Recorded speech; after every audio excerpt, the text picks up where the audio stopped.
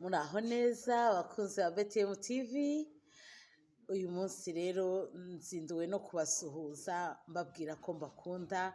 Umwami Yesu aduhana icyubahiro. Ndashima Yesu we watumye mumenya. Ni igihe kinini nibazaga ngo Yesu urinde, Yesu urinde, uri muntu ki, bikanyobera. Ariko umunsi umwe iyo ushaka Yesu arakwiyereka. Narazungurutse henshi cyane mu nsengero muhiga, ariko sinamugeraho. Ariko umunsi umwe aza kumbwira ngo nifate iki gitabo cya Bibiliya ngisome. Yesu uko ugenda urushaho gusoma ijambo ry'Imana niko ugenda urushaho kumumenya. Rero nanjye ndashima Yesu ko namumenye. Hari ibifatika by'isi yankoreye, hari ubwenge yampaye, hari ukumfungura kurushaho kumenya Yesu, nkamutandukanya na Yesu wo mu idini, ahubwo nkamugira ari Yesu uri muri njyewe. Rero ndashima Yesu ko namumenye, kandi namwe munkurikirana mubyumve.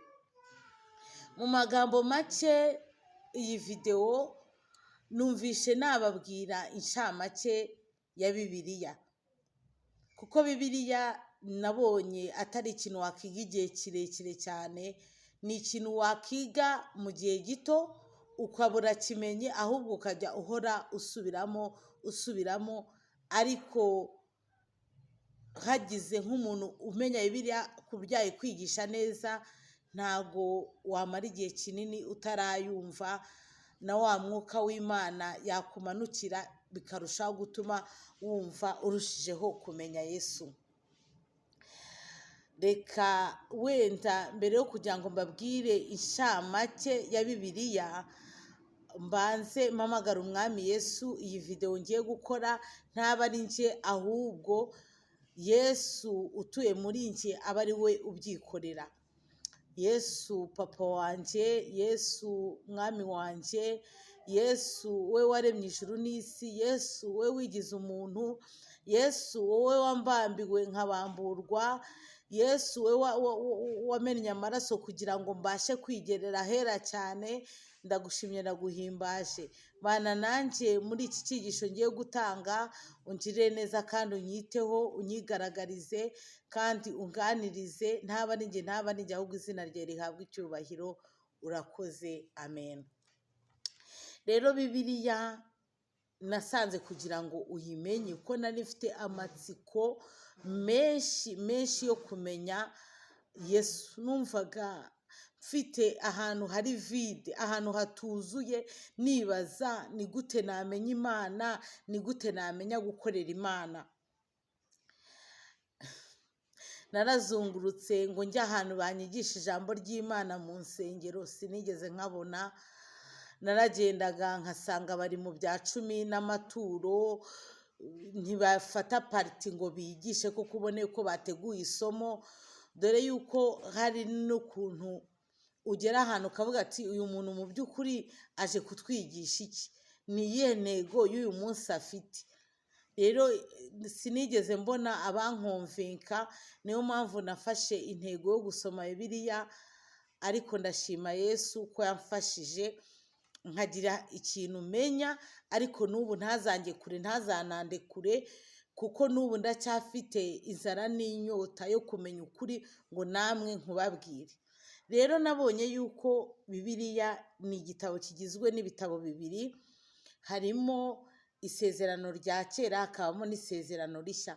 Isezerano rya kera ni ibyo bakoraga kugira ngo bagere ku Mana, kugeza ubwo Yesu Kristo yamenaga amaraso ku musaraba.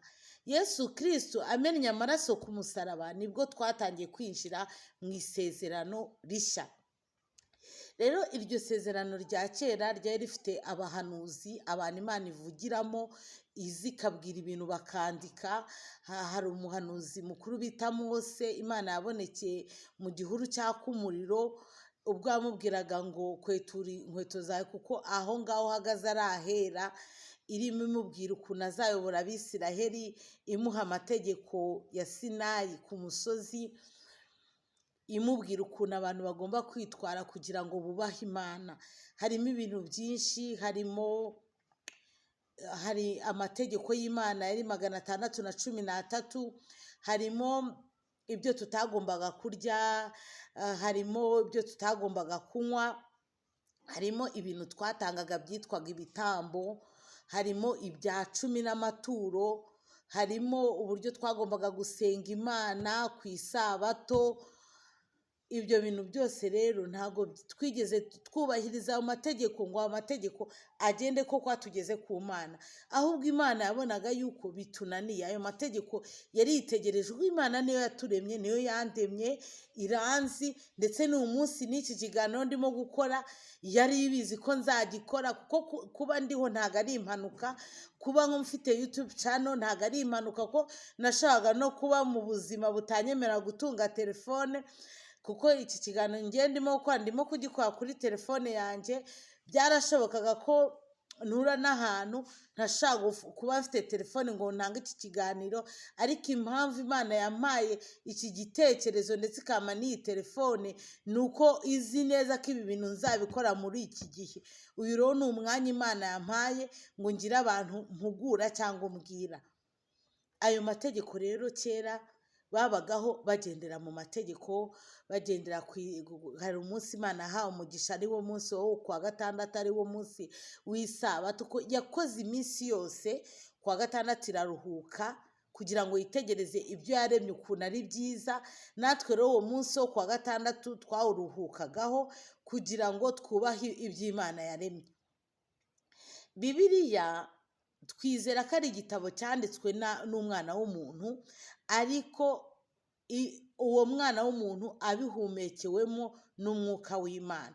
Kuko nasanze sindasoma korowani, ariko nibyo nagiye niga ku isezerano rya kera ryose risa na korowani. Korowani ni igitabo cy'abayisilamu, gusa uwazakibona gifite mu kinyarwanda yazakima koko, nkagerageza kuzabikompara nkareba yuko koko ari kimwe. Ariko harimo Yesu no muri korowani, kuko n'abayisilamu baramuvuga, na Bibiliya rero ikamuvuga.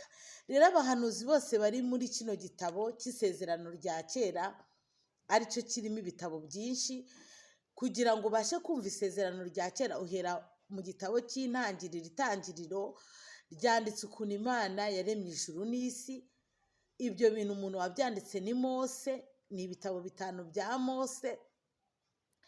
Ukuntu Imana yaremye ijuru n'isi, igatandukanya ubutaka n'amazi, igahanika ikirere. Ni ukuri sinzi uko ubitekereza, ariko nawe ushyize mu bwenge bwawe ufite, ntabwo ibi bintu, ntabwo iyi si, uyu mubumbe wibumbye, hari isumba byose wabikoze. Ntabwo iki kirere kizanye, hari isumba byose yabikoze. Ntabwo ibi bimera biriho ari umwana w'umuntu wafashe shimi na fizike akabivanga ngo abivumbure.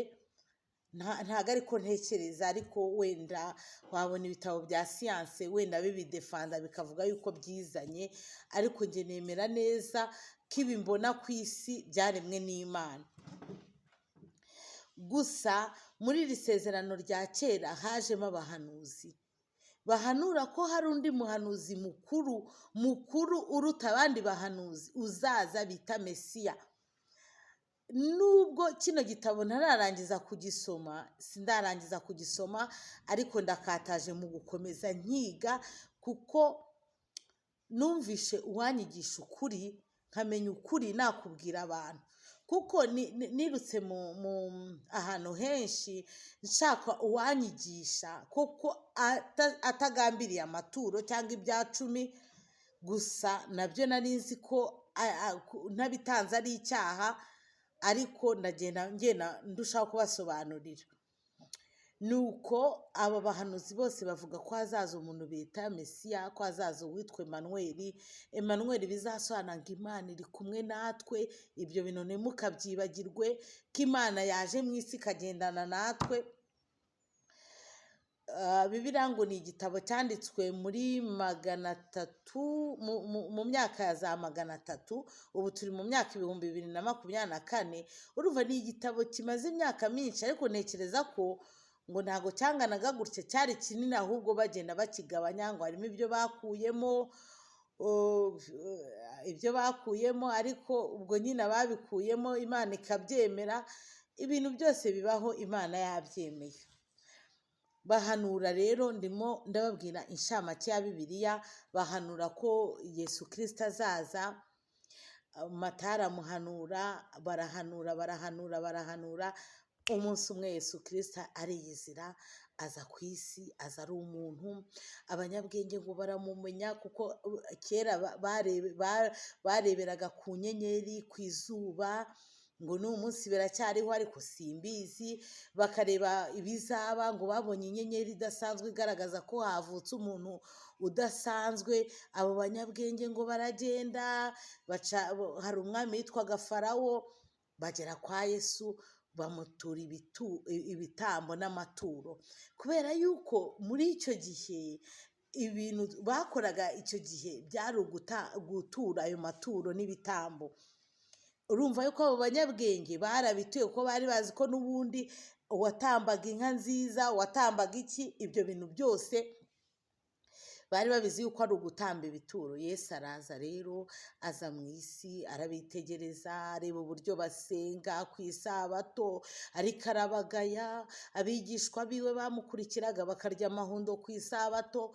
Arangije ababwira ijambo rimwe, ati uwo munsi mwubahiriza ni njye mwamwibuka, ni njye mwami w'isabato. Ati amategeko mwagenderagaho njyewe naje kuyasohoza. Amategeko rero araza arayasohoza, yigisha abigishwa be. Abigishwa be rero amaze kubigisha, yabasobanuraga ukuntu nyine nabo bazatwigisha, bikazagera ku mpera y'isi, isi yose ikamenya izina rya Yesu. Niyo utamwumva cyangwa ngo umukurikire, ariko ukaba uzi neza ko hari umugabo bita Yesu Kristo ushobora byose. Rero ayo masabato, ayo mategeko, arababwira ati nimunyubaha mukanyizera, ibyo byose muzaba mubishohoje. Ndetse kanababwira ati rega aya mategeko nunabitekereza gusa uzaba wabikoze. Example, ati niwifuza umugore wa mugenzi wawe, kwifuza ni ibintu bibera inside mu mutima mo imbere, ariko ngo nunabyifuza gusa uzaba warangije gucumura. Urumva rero iyo wagize Yesu Kristo, bisaba yuko upfa muri kamere, ukabyarwa ubwa kabiri, ugahinduka icyaremwe gishya. Arazi ibyo bintu byose abikuraho, aduha umudendezo, aduha kubaho tunyuzwe, atubwira yuko isi ari iyacu, yayiduhaye ngo tuyibemo. Iyo myaka yaduteguriye nyine kuyibamo, sinzi ngo ni imyaka ingahe, ariko nzi ko muri Bibiliya havuga yuko nyuma y'icyaha ari 120. Iyo myaka Imana irayiduha, itubwira yuko nituyicamo neza tuzimuka, kuko Yesu yarazutse.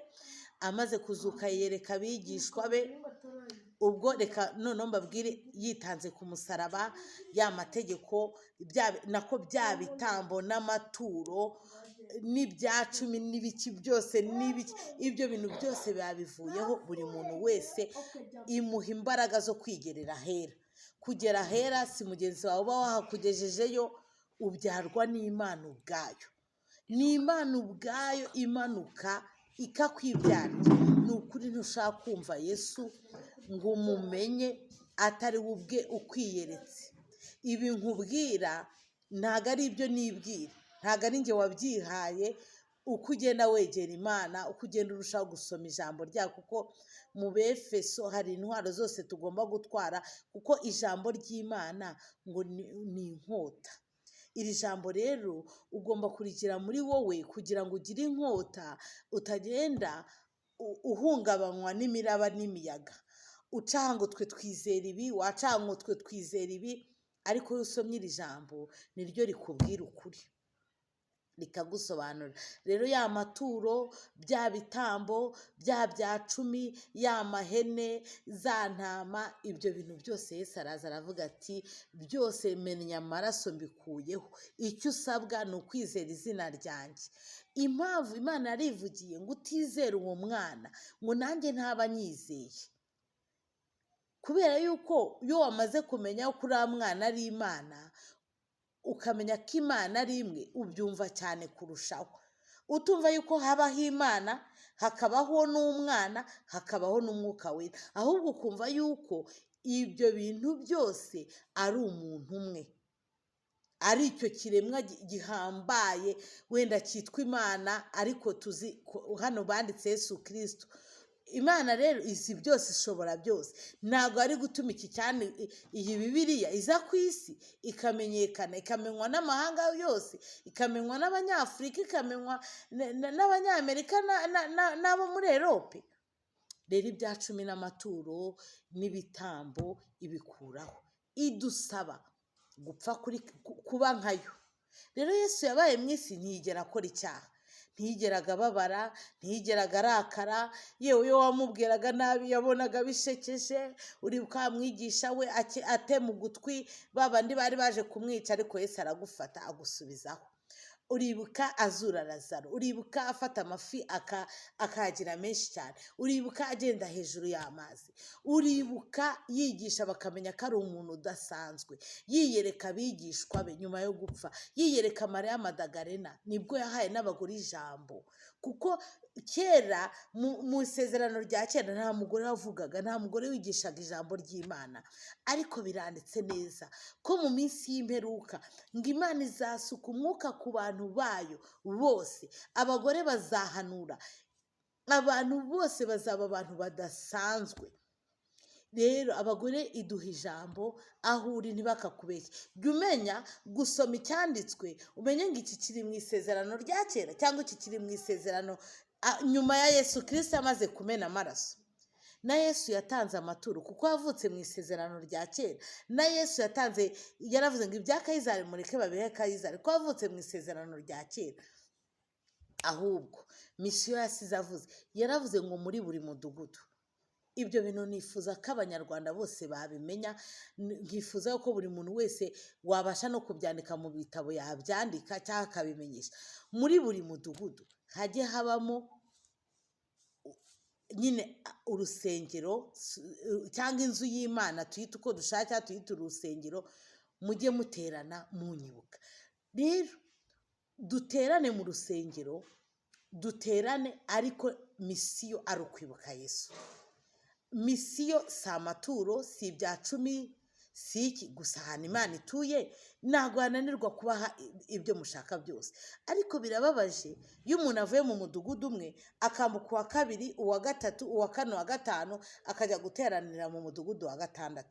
Biba bigaragaza ko misiyo ya Yesu itaragera kuri buri muntu wese. Ngo mujye muterana munyibuka. Atoranyije abigishwa 12, ntabwo yarananiwe gutoranya 5,000 kuko yarabigaburiye. Ibyo ngibyo byari bije kumusaba imigati.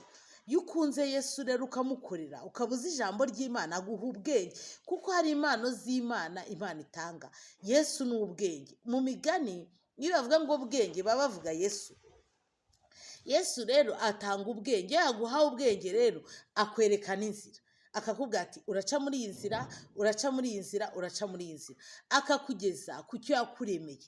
Rero ikintu twaremewe muri iyi myaka 120 yo kuba hano ku isi ni ukuramya izina rya Yesu Kristo.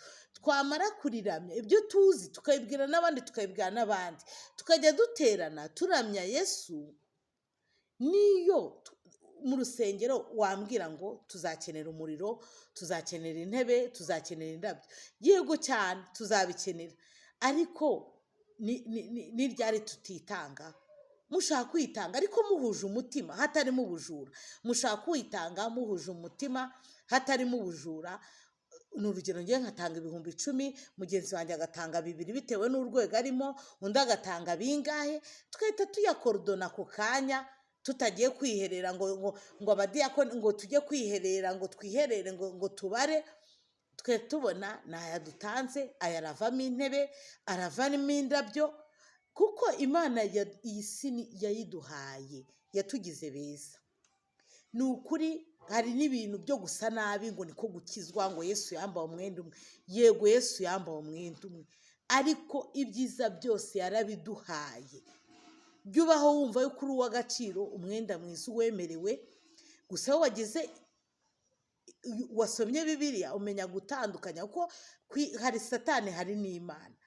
Satani yabaye mu ijuru, yari afite imbaraga. Hari imyenda nyine na Satani akora, ntabwo ibyo twananirwa kubivuga. Hari imyenda Satani akora iri mu isi iragenda, ariko iyo wamenye Yesu, ibyo bintu rero nta muntu ubikwigisha. Umwuka w'Imana akuzamo akakubwira ati iri herena riri satanike, cyangwa se riri herena ntabwo riri satanike. Akakubwira ati iyi perike iri satanike, cyangwa iyi ngiyi ntiri satanike. Akagenda agusobanurira, noneho wowe ukamenya guhitamo ikibi n'icyiza, kuko umwuka w'Imana yakurimo ntashaka kukuyobya, ntashaka gutuma ukora amakosa. Rero ayo maturo araza avaho. Rero kuyavanga ugashaka ngo guha Imana ngo kugira ngo ikubabarire, ntabwo ari byo. Ikintu waha Imana ni umutima wawe, ikintu waha Imana ni ubwonko bwawe, ni ibitekerezo byawe. Intekerezo zawe zikagera ku Mana, ubundi ukamenya ko isaha nziza uyemerewe, iherena ryiza uraryemerewe ku bagore, ipantaro nziza n'ikote ryiza ku bagabo urabyemerewe. Ni gute yabiha abapagani? Umbabare wumve ukuntu aho hantu harimo ubuyobe. Ni gute yafata umupagani, umuntu nyine utayikunda, ikamugira uw'agaciro, wowe uyemera ikakugira uwo hasi? Ndabizi ko guca bugufi biza mu Mana, ariko guca bugufi ntibiza mu myambaro. Nanjye ubwo buyobe nari mbufite. Ni ukugira ngo umuntu unkurikiranye uzabibaza Imana, wongere ubibaze Imana, ko duhora twiga kandi hari aho tutaragera. Uyibaze, ngomba gusa gute? Ugomba gusa neza, ugasa neza. Wamara gusa neza ukamenya ko ibyiza byose ari iby'abantu b'Imana. Ibyiza byose, imyenda myiza yose ni iy'abantu b'Imana. Ahubwo Satani akunyaga, akabaza akakongora ngo ngo perike irajya kwa Satani, ukayikuramo. Kandi Satani aca mu bantu, kimwe yuko n'Imana ica mu bantu. Ukayikuramo ukaba mubi, ugatangira naciye bugufi, nateze ibitambaro. Ariko aho hantu narahigiye, kuko Yesu yarabibonaga ko mushaka, kandi yabonaga yuko ibyo bintu by'ibitambaro ndimo ntega nibyo banyigishije. Numvaga ko ibyo bintu kuko ari byo bijya mu ijuru, ariko iyo umaze kumenya ukuri, ukamenya ko wabatuwe igitabo cy'Abagalatiya, nicyo kikwigisha kikagusana iby'amategeko ya kera, ukamenya yuko ibigande n'abatumvira Imana aribo bagendera ku mategeko. Ukamenya yuko waboho uri uw'agaciro, uri uw'icyubahiro, utagomba kwambara imyenda mibi, utagomba gusa nabi ku mutwe. Ubwiza bw'umugore ari umusatsi. Ukamenya ko ugomba kuba umugore w'agaciro, ukamenya ko wahawe ijambo ugomba kuvugira Imana. Uzasoma igitabo cy'Abagalatiya.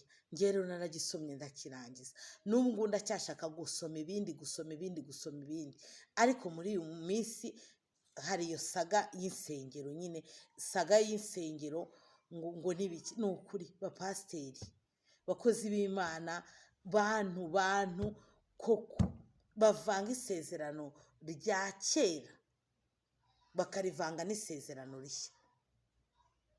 Birababaje.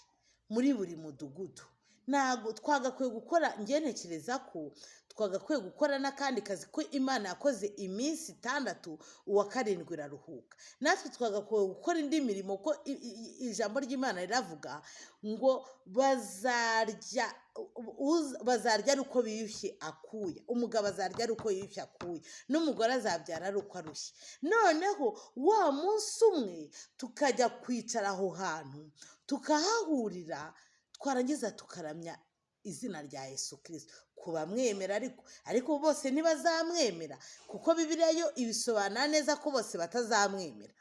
Ivuga ko bazamwemera atari bo ubwabo, ahubwo abo batabyawe nabo ubwabo, ahubwo babyawe n'Imana nyirizina.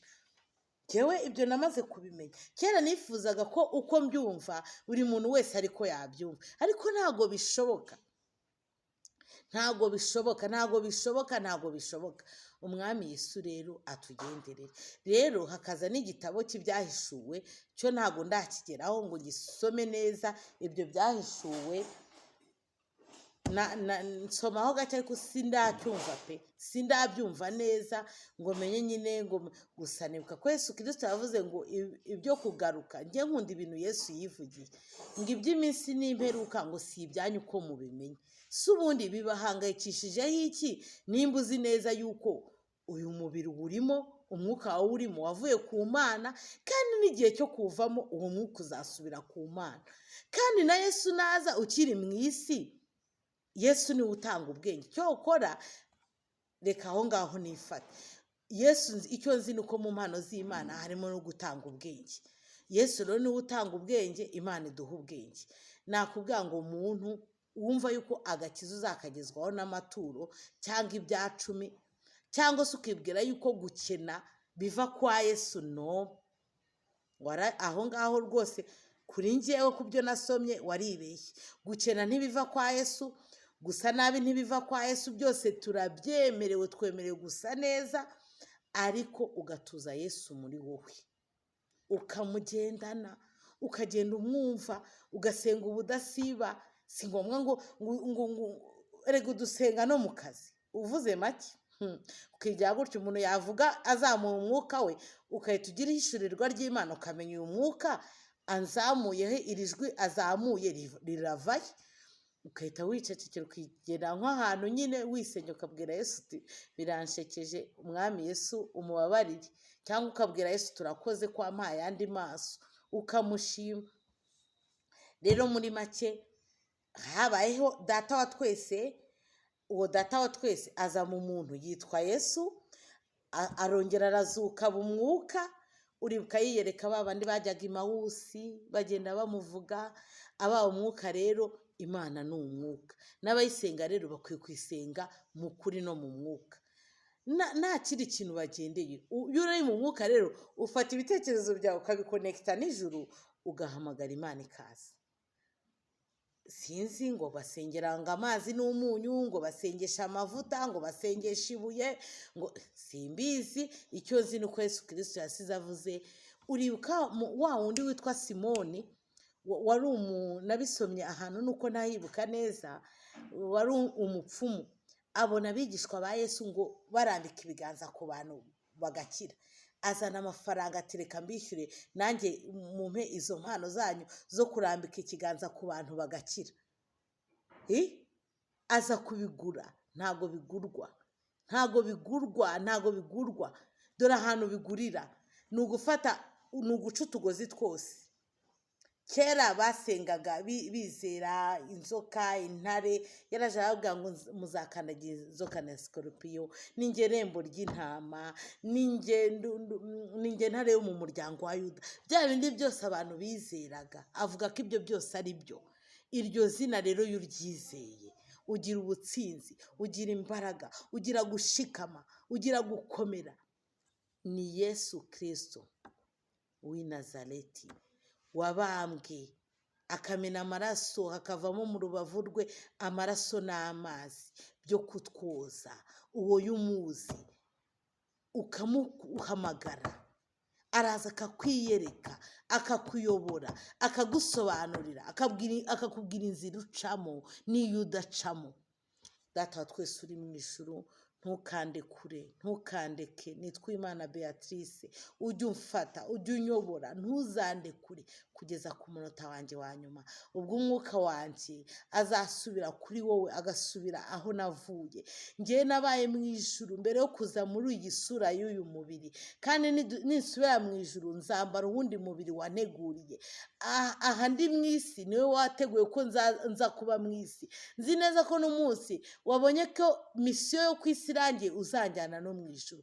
Ngaho rero reka abakunzi banjye bamenye Yesu Kristo ni muntu ki, bakumenye, ntago bakuzi, ntago bakumva, bamenye urusengero rw'ukuri ni uruhe, n'uru twe turi insengero z'Imana. Hariya tuzajya tujya guterana urusengero n'urundi rusengero n'urundi rusengero bije kukuramya. Ntago misiyo ari amaturo, ntago misiyo ari ibya cumi, ntago misiyo ngo ari ukuvuga ngo tanga imigisha ku by'Imana yaguhaye. Ijambo rye riravuga ngo akaboko k'ibumoso nigatanga n'ak'iryo ntikabimenye. Turabizi neza ko wavuze ngo gutanga bizana umugisha kurusha guhabwa, ariko ariya si itegeko, ahubwo wavuze iryo tegeko. Niyo mpamvu wanatanga ibirenze cyane icya cumi, wanatanga ibirenze cyane ibyo badusaba. Ngaho rero bana natwe tugirire neza, byose iri mu izina rya Yesu Kristo urakoze, amen. Bakunzi banjye rero ndabasezeye, ndabakunda, umwami Yesu abane natwe, murakoze, bye bye.